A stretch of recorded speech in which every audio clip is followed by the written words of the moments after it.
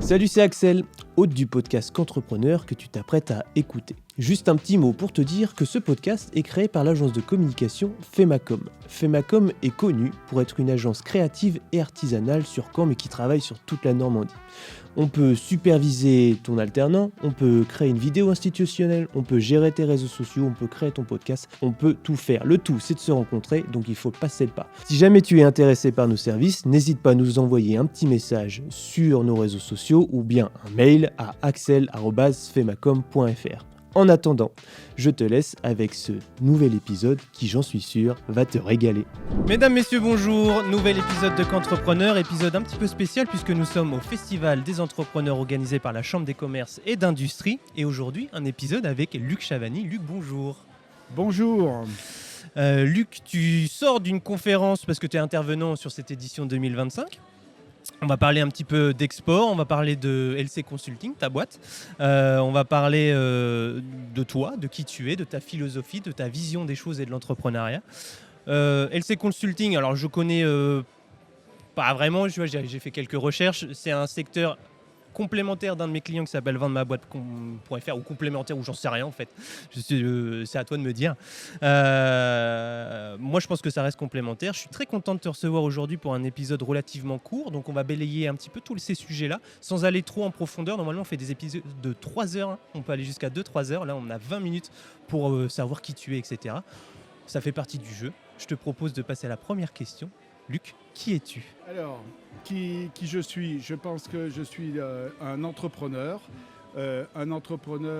tourné vers l'export, un peu franchouillard et avec certaines valeurs dont je ne veux pas déroger, à savoir le travail, l'exemplarité et le dynamisme et prendre du plaisir dans la vie de tous les jours. Ok, bon, je te rejoins sur les valeurs, pas de problème là-dessus.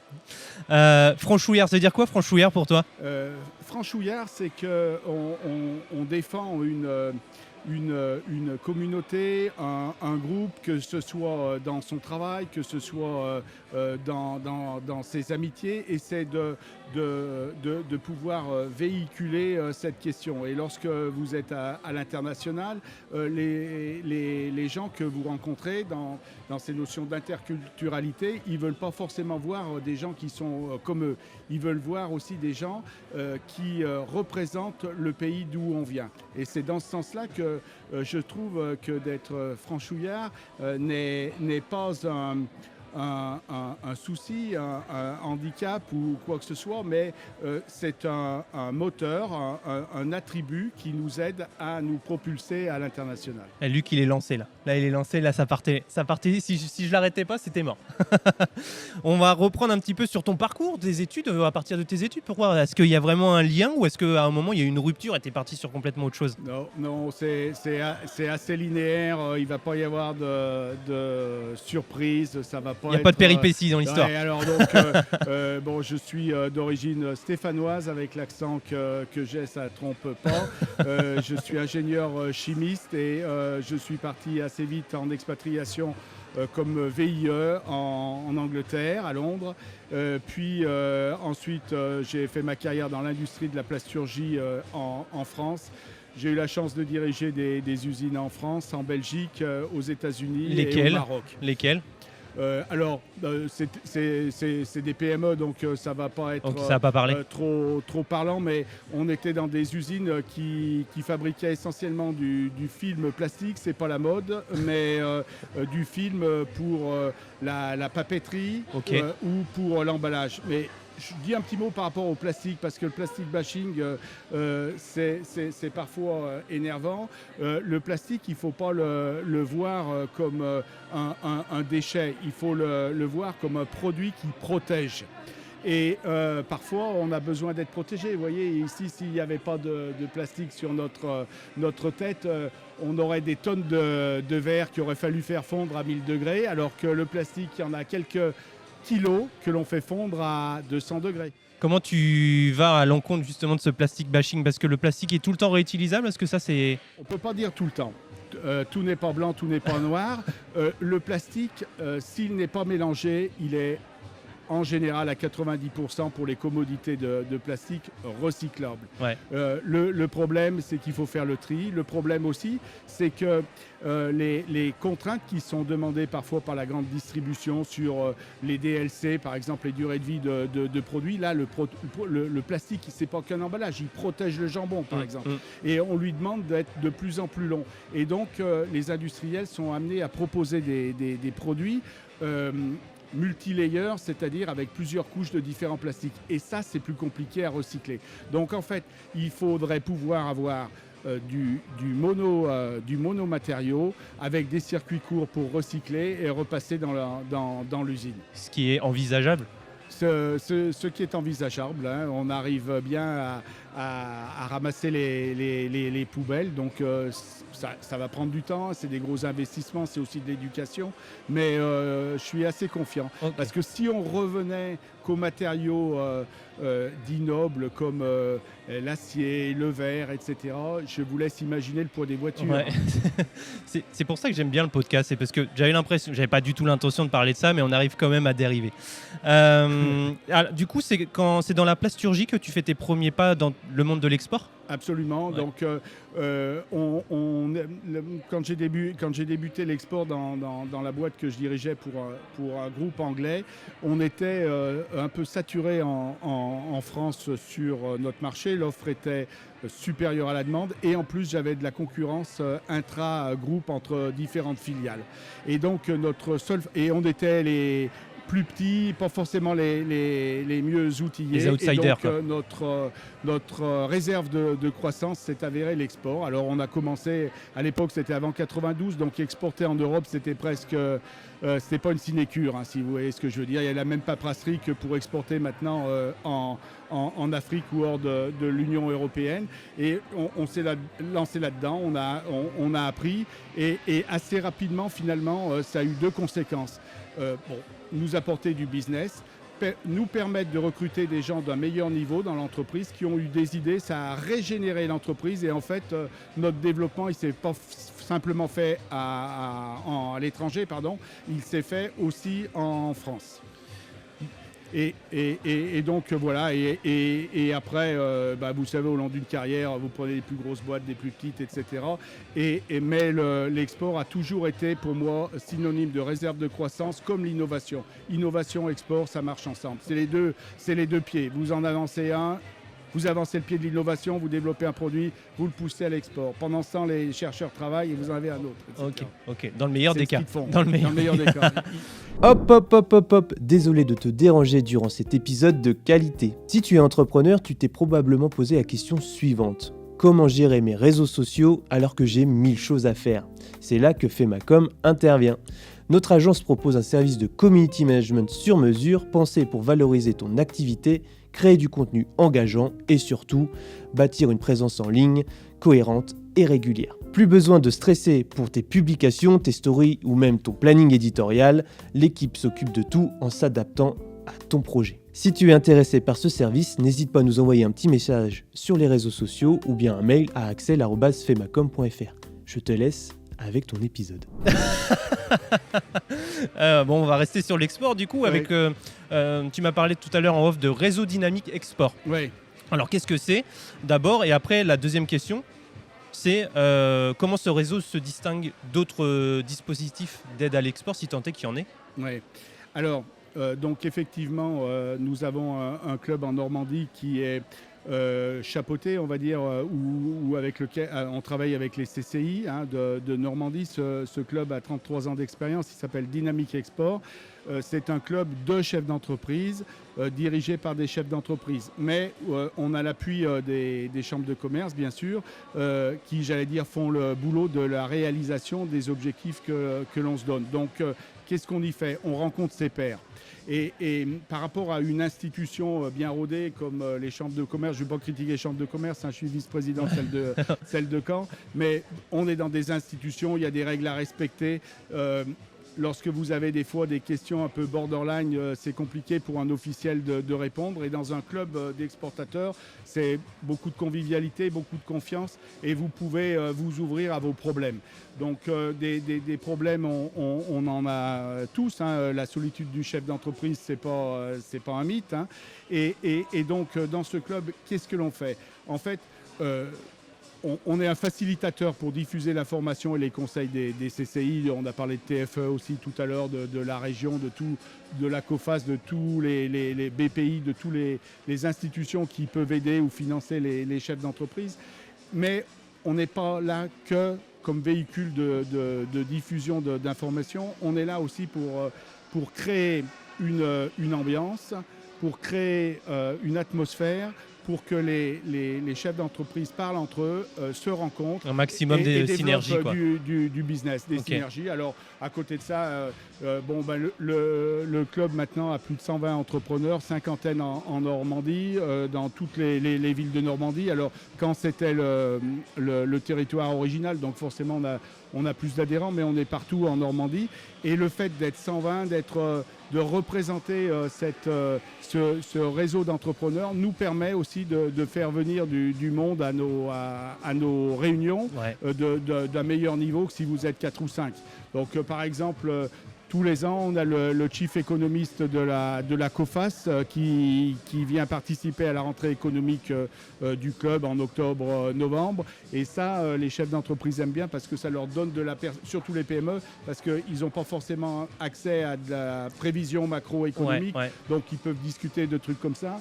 Moi, je vais essayer de vous citer 2-3 choses que l'on ne peut pas dire, que l'on ne peut pas demander officiellement. Mais quand il y a commencé la crise en Ukraine, entre l'Ukraine et la Russie, il y a des entreprises sur le territoire, bien sûr que je ne citerai pas, qui commerçaient avec la Russie, hein, dans la plasturgie, j'en connais dans la plasturgie. Alors, est-ce que tu as le droit de vendre ? Est-ce que tu n'as pas le droit de vendre ? Comment on fait ?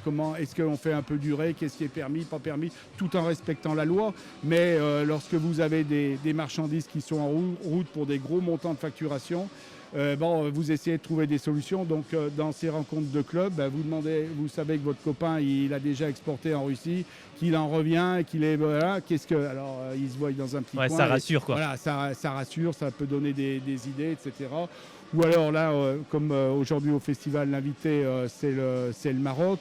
Le Maroc, tout le monde parle du secteur économique, automobile, et les zones franches, etc. Mais pour ceux qui y sont déjà un peu, c'est la perspective de développement, c'est la Coupe du Monde. Et c'est pas qu'un mot, hein. Ça va vraiment être un truc énorme parce qu'ils vont l'utiliser non seulement comme l'événement, mais comme vitrine de leur pays. Et c'est un gros driver, un gros véhicule pour le business normand. Ça, on va en parler de façon bien sûr officielle, mais avec des informations que tout le monde peut lire dans la presse et dans les books. Mais on va avoir aussi des chefs d'entreprise qui sont déjà sur le projet et qui peuvent en entraîner d'autres, donner des idées, etc. Voilà, c'est ça, Dynamique Export. Convivialité, business et une petite bière. Quand même. Ouais, quand même. Ouais. Est-ce que tu sais à peu près combien d'entreprises en Normandie ont ce besoin d'exporter ou s'exportent ou voudraient s'exporter ? Là, tu me dis il y en a 120, mais j'imagine que tout le monde n'en fait pas partie. Non, bien sûr. Donc, c'est une question où je ne vais pas avoir le chiffre, donc c'est une question pas piège, mais presque. Qu'il faudrait approfondir. Donc, effectivement, on a 120 entrepreneurs. Non, je vais pas savoir répondre. Je pense, on dit que les statistiques au niveau français, que TFE et les clubs aident 8% des entreprises françaises. Donc si on fait la même proportion, on multiplie par 10, il y a peut-être 1500 entreprises exportatrices en Normandie, je ne peux pas trop vous dire. Ok. Est-ce que, vous avez dit tu avais dit tout à l'heure que tu étais vice-président de la CCI Normandie. Est-ce que le CCI Caen Normandie, pardon. C'est quoi les priorités pour toi pour dynamiser l'économie locale et justement créer des synergies, si on réutilise un petit peu les termes qu'on emploie depuis tout à l'heure? Alors moi, ce que je crois, et c'est pour ça que le festival me plaît bien, c'est que les guidance, comme disent les Anglais, des CCI doivent être utiles aux entreprises. Et être utile aux entreprises, bien sûr, il y a les financements, il y a la connaissance de la législation, les formalités en douane, les formalités à la création d'entreprises, toutes ces choses-là. Mais il y a le réseautage, faire rencontrer des gens. Il y a tellement de choses qui sont dématérialisables que la connaissance de l'information, on va tous l'avoir. Hein. Et qu'est-ce qui va compter? C'est le réseau. C'est de pouvoir, au lieu d'être, on dit qu'on peut être en 7 coups de téléphone en contact avec n'importe qui dans le monde, eh bien, à mon avis, les CCI, ce qu'elles doivent permettre de faire aux entrepreneurs, c'est d'être en contact en moins de 3 coups de téléphone. C'est ce que j'allais dire, en 3 coups. En 3 coups avec leurs clients, voilà ce qu'il faut qu'on fasse. Ok. Pendant que tu parlais, ça m'avait fait penser à une autre question. Vas-y. Aujourd'hui, quelle tendance, est-ce que c'est la digitalisation, l'IA, transition énergétique, etc., qui vont le plus impacter les TPE, PME, on va dire, ou en tout cas peut-être même les petites industries dans les prochaines années? Alors, bon, je ne suis pas un expert macro, mais ce qu'il y a de sûr, c'est que il ne faut pas refuser le progrès, sinon vous êtes avalé par le progrès. Je pense que la digitalisation va impacter beaucoup les choses, l'intelligence artificielle aussi. Pourquoi? Parce qu'on va voir la connaissance de plein de choses. Ça va aussi faciliter les visios. Hein. Vous pourrez parler en chinois avec votre client en Chine. Vous pourrez parler arabe avec le client au Maroc, etc. Donc ça, je pense que ça va impacter énormément. Ça va aussi peut-être diminuer certains transports. Hein. Vous allez aller moins voir vos clients parce que vous allez les rencontrer dans votre ordinateur. Néanmoins, si vous n'êtes pas une entreprise globale, une multinationale avec des implantations de partout, pour l'instant en tout cas, et je pense que ça va durer encore 5-10 ans, c'est important d'aller voir ses clients et d'aller voir ses prospects. Donc on en revient au réseau et à l'humain, quoi. Et il faut aller les voir parce que moi j'ai commercé longtemps avec le Maghreb, hein, les 3-4 pays du Maghreb. Et ce qu'ils me disent et que j'ai retenu, c'est si tu ne viens pas nous voir, de toute façon tu es plus cher que les Chinois. Les Chinois ne viennent pas nous voir pour le moment. Si tu ne viens pas nous voir, tu n'as pas de différence avec les Chinois. Donc moi j'achète en Chine. Et alors que pourquoi aller les voir? D'une part. Ça c'était ma question. Pourquoi aller les voir? Déjà pour créer du lien. Il y a toujours des emmerdes dans le business. Si tu n'as pas de lien, ton emmerde tu le règles comme un assureur avec son client. Cliquez 1, cliquez 3 et après ça peut coûter cher un emmerde. Donc déjà pour créer un lien de confiance. Deuxièmement, pour écouter ses attentes. Parce que si tu veux être une step ahead par rapport à tes concurrents, il faut deviner, et c'est plus difficile en visio, c'est plus difficile au téléphone que de voir la réalité sur le terrain. Il va t'emmener voir ses clients lui-même, tu vas discuter avec les mecs dans l'atelier, etc. Et tu vas avoir des idées. Et puis le dernier point, effectivement, c'est qu'on parlait de synergie tout à l'heure. En allant voir le client lambda, c'est pas évident de trouver encore des PME sur Internet. Hein. Et puis les PME, elles communiquent pas toutes sur Internet. Ouais. Et donc peut-être que son voisin est capable d'acheter ton produit. Si tu n'y vas pas, tu perds une opportunité. Voilà, donc moi je pense que dans les 5-10 ans qui arrivent, c'est important de pouvoir jauger et continuer à aller voir ses clients, bien sûr de façon différente, hein, puisqu'il y a la visio, il y a l'IA, il y a tout un tas de choses qui sont dématérialisables, mais le contact, le réseau, etc. On est en Normandie, on est à Caen. C'est pas facile de venir de Paris à Caen pour des étrangers. Oui, d'accord. On est d'accord. Et pourtant, on a 30 personnes de la délégation, des 2 délégations marocaines qui n'en font qu'une finalement, qui sont venus. Pourquoi ils sont venus? Parce qu'ils connaissent pas bien la Normandie. Et ils connaissent pas bien. Ils connaissent pas en profondeur la Normandie et ils sont venus. Bon, pour chercher des fournisseurs, ils sont venus pour chercher des clients, ils sont venus pour voir si eux-mêmes ne peuvent pas investir, pour voir s'ils vont pas réseauter, etc. Et s'ils sont contents de leur démarche aujourd'hui, il va y avoir, c'est comme l'araignée, hein, elle va se déplacer, tisser sa toile. Alors qu'on sait que la Normandie, finalement, c'est un terreau ultra fertile pour l'entrepreneuriat, donc à mon avis, on va pouvoir les intéresser. Mais dans l'autre sens, qu'est-ce que le Maroc a à nous vendre? Parce qu'aujourd'hui, le Festival des entrepreneurs, effectivement, il y a une petite page quand même sur le Maroc, mine de rien. Qu'est-ce que le Maroc vient faire aujourd'hui? Pourquoi on peut s'y intéresser? Pourquoi c'est intéressant? Ouais, alors, je vais te donner deux chiffres qui peuvent un peu surprendre, faire trembler. Je ne sais pas comment il faut dire ça. Je vais te dire si j'ai tremblé ou pas. Là, tu vas me dire. On produisait il y a 10 ans plus de 3 500 000 voitures en France. Ouais, bon, l'automobile, on sait que c'est chaud. Cette année, on va en produire 1 350 000 si tout va bien. Ouais. Au Maroc, ils vont en produire 1,6 million.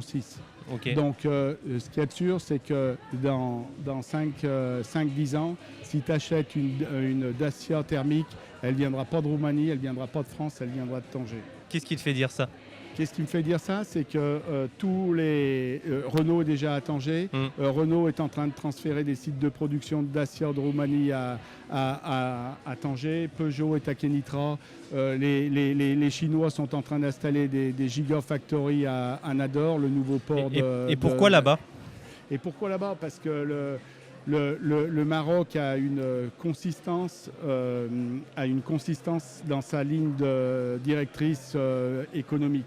Depuis 20-25 ans que le roi est roi au Maroc, pardon, il a développé le business, il a industrialisé son pays, il a créé des zones franches, il a des ports super compétitifs à Tanger. Il a irrigué son pays. Alors, je ne veux pas faire de la flagornerie, rien du tout, mais pour l'industrie que je connais le mieux, je crois que la part du PIB industriel en France est de 13%. En Normandie, il est encore au-dessus de 20%. On est une des meilleures régions dans ce domaine-là. Au Maroc, il flirte avec les 18-20%. Okay. Donc, vous voyez, il va y avoir des biens industriels qui vont nous arriver du Maroc. Et en plus, le Maroc, c'est la porte ouverte à l'Afrique de l'Ouest. L'État du Maroc, le roi, les entreprises créent un réseau avec le Sénégal, la Côte d'Ivoire, le Mali, tous ces pays de ce que l'on dit de l'Afrique noire occidentale. Voilà. Il me restait 2 questions. Vas-y. Et la première, tu l'as déjà quasiment... tu y as répondu en partie. C'était en gros quel conseil tu donnes aux entrepreneurs ou aux industriels aujourd'hui qui veulent se lancer ou peut-être même s'exporter. Mais tu vas me dire le réseau. Je vais te dire le réseau, pas être seul. Parce que des fois, tu as des problèmes et les partager, ça aide à les résoudre.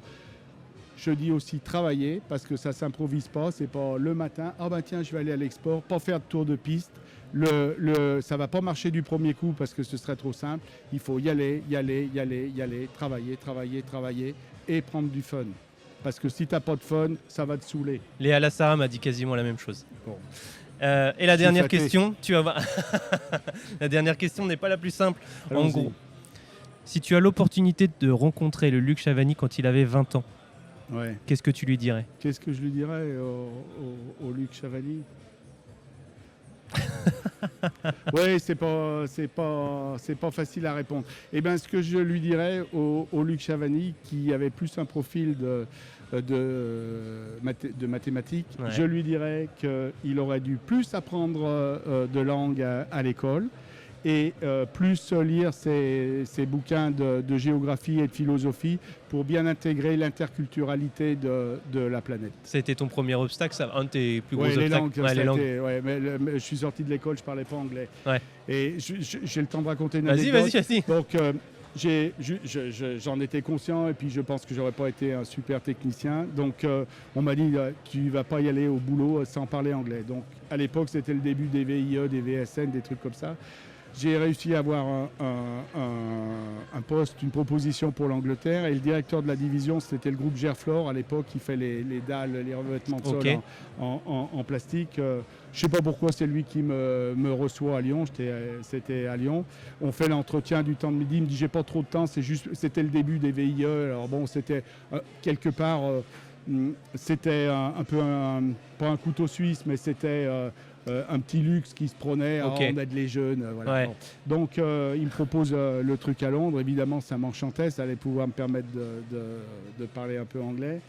Et donc on discute, visiblement ça se passe pas trop mal. Et Ismaël, il me dit j'ai pas trop le temps. Ismaël, il me raccompagne vers la porte.